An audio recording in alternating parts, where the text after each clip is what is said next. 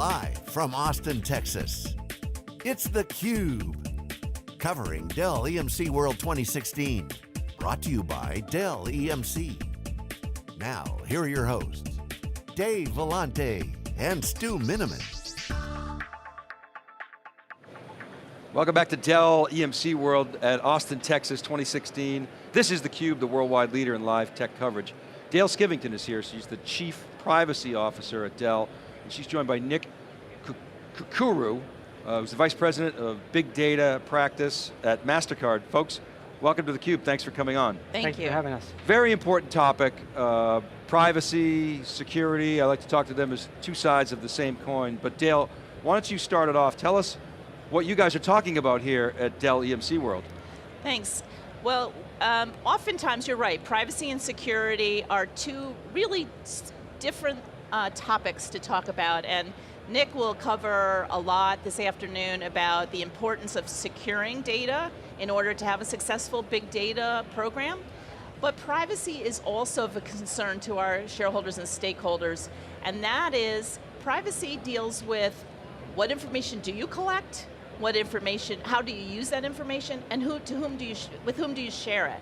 And that's a little different than securing the data.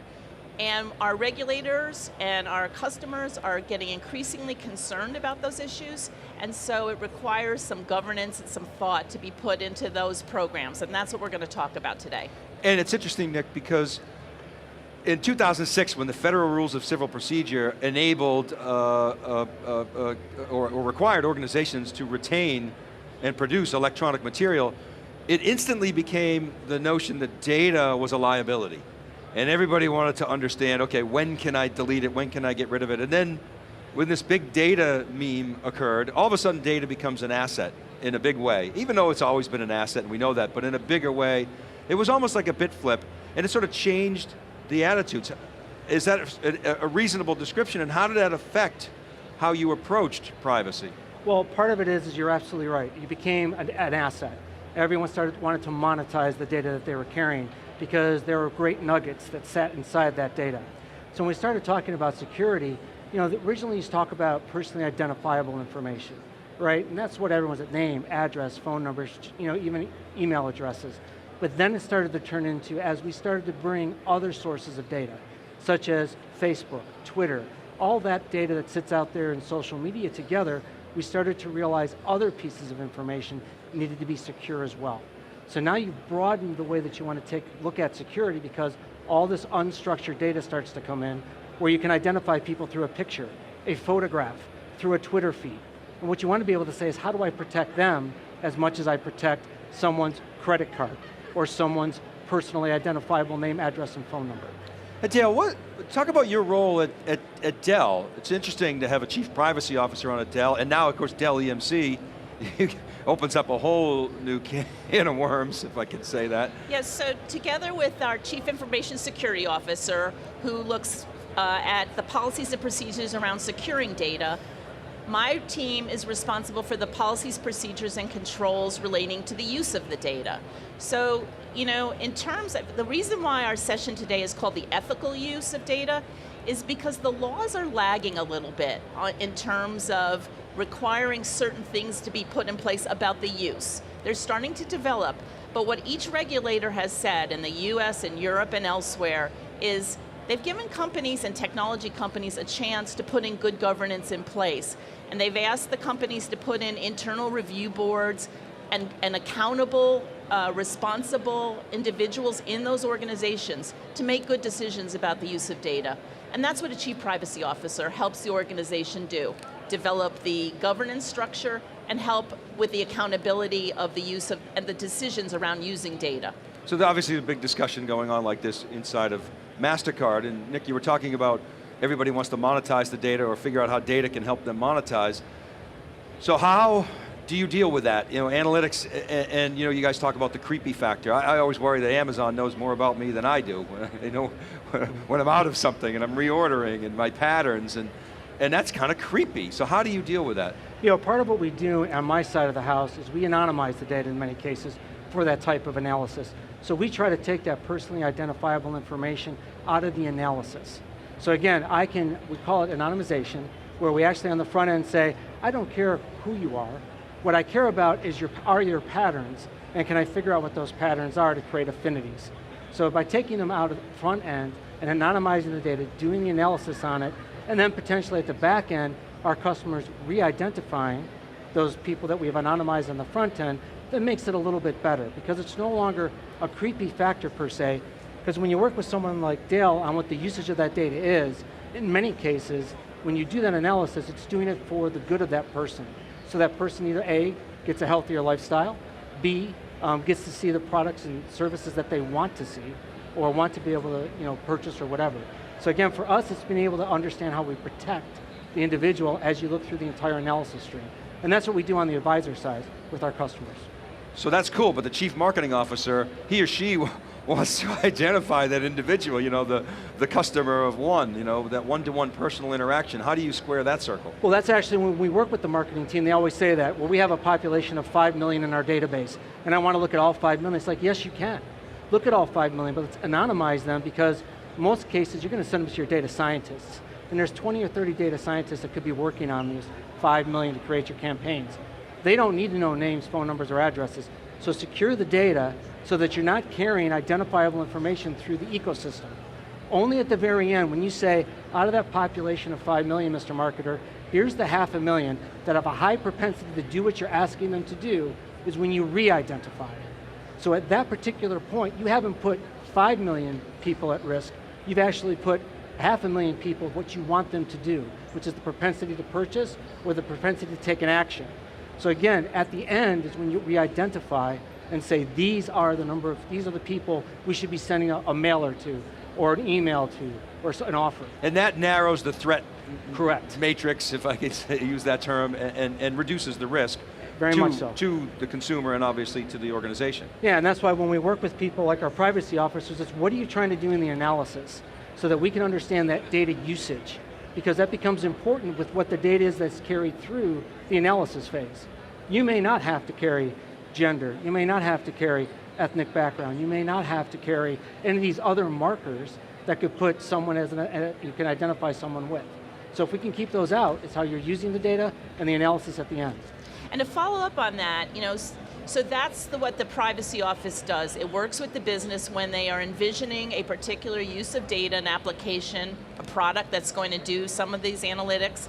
We work with them to design that product to avoid some of these risks. Sometimes you can't. Sometimes the answer is we absolutely need that personal information because that's the purpose of that particular project. And in those cases, then we look at, did you have permission from the data subject to do what you want to do with the data? And if not, does the society good outweigh the risks? And can you mitigate those risks in certain ways? So that's the balancing act that we do, and that's when we decide when it's past that creepy line or when it hasn't. Because my role within the company is to advocate for the data subject to make sure that their expectations are being met by Dell. I wonder if we can unpack another use case, which is fraud detection, which has advanced so rapidly in the last 10 years. Right? It used to be 6 months and you find maybe something happened and you had to look at your own statements, and now you're getting texts and very proactive. But certainly a lot of information has to be accessible, but it's very narrow in terms of the individual. Can you talk about that use case? Yeah, the one thing that we find from our customers or the people we work with, when you talk about fraud, people don't mind that you're watching because you're reducing their liability. You're reducing someone from stealing that credit card from them or being able to run up charges. So when you talk about protecting someone's digital persona, their wallet, they're willing to give and take a little bit on what information they provide to you.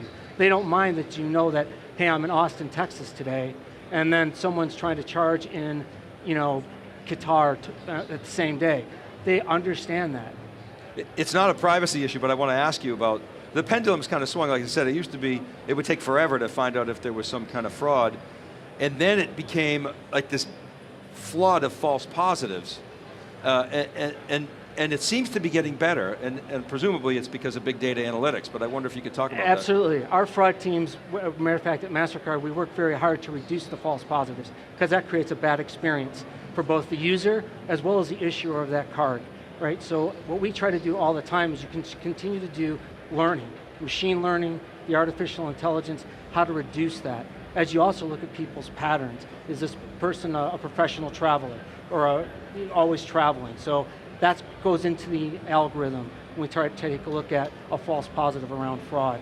Do they buy these types of goods with their credit cards? So again, when you start to look at the protection and you start to add those rules into it and you start to actually reduce it, it's all about learning.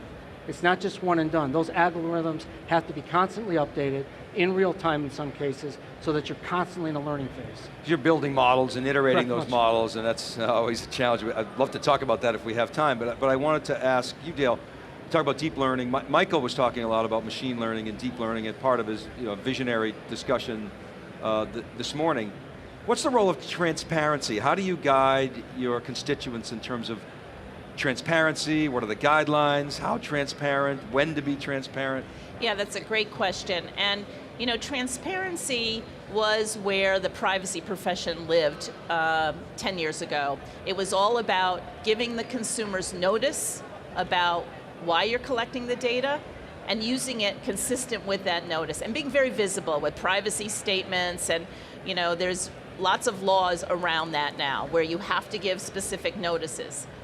The problem with big data is the power of it is using the data in ways that you didn't envision when you collected the data.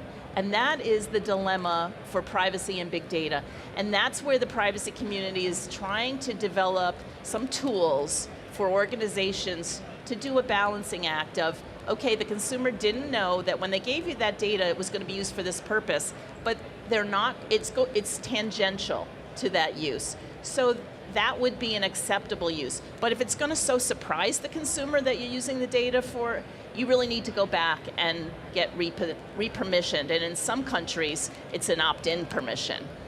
I mean, it makes spam and do not call laws seem trivial, doesn't it? You were mentioning off camera that I think it's your CISO participates in public policy through the Obama administration. Was it your CISO? Well, that's part of our DNA is security and securing the data. Our CEO has made a tremendous commitment to make sure that we can apply our best practices into and help the community understand how to make sure the data is secure, because that's a digital persona. We consider ourselves to be stewards of data, not owners of data. Someone has entrusted us with that, and we want to make sure that we're constantly contributing back. Want to make sure it's secure and used right as we take a look at that. How about regional nuances, local laws? Describe sort of what you're seeing there, how you address those complexities. Yeah, so a good example is the new European regulation that's going into effect May of 2018. That has a new specific requirement about profiling, automated decision making that's used for marketing purposes. You have to have an opt-in for using that data. Companies are going to struggle with how to implement that, but nonetheless, it's a new law, and that law has 4% of annual revenue as a potential penalty. Wow, so let me get this straight. You have to opt in to be automated profiled? Automated profiling where it's going to be used for certain types of purposes, decisions, and what they're really trying to avoid is the things that the Obama administration came out with a big data report as well, discrimination. Decisions that are made about insurance and credit, et cetera, that are automated decisions and then marketing decisions on those, with that data. The law now requires very specific opt-in and transparency. Boy, that's going to be tricky.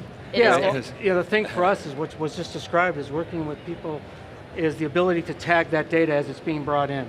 So as you think of big data, that ingestion, that tagging of that data and carrying the metadata, what types of data needs to be tagged? What types of data you have to be watching out for? Was it an opt-in versus an opt-out? All that adds into understanding the power of what big data can do to protect both the individual and the company from being able to do something wrong with the information. So the nice part is with big data, you can do that. So again, we're working with our customers and with the privacy officers to understand how you do your data classifications, what data needs to be tagged, and then to be able to follow that full lineage through the entire ecosystem. And obviously that has to be done at the point of creation. Correct. Otherwise it's not going to scale. And technology helps you solve that problem? I mean, that's been a challenge for years, but we're at the day where that actually works now? Yeah, there's a lot of great partners, and we're here at Dell World, Dell EMC World, and they're here as well to help on that ingestion of data as it's coming in, to start to tag it, and to start to index and catalog it. That's the power of what big data can help you with, because before you had to do it individually. Now you can actually use the tools. You can use AI to actually understand about that information coming in, to do that tagging, to create that lineage. It's very, very important and very powerful, especially as we start looking at what's coming down the road. Dale, do you get involved in helping guide solutions? Is that yes, part of your role? So we have a process that is called the Privacy Impact Assessment process, and it's in the life cycle development of our products and services. So much like the security reviews that are done when we commercialize a product, we now are interjecting ourselves with a privacy review.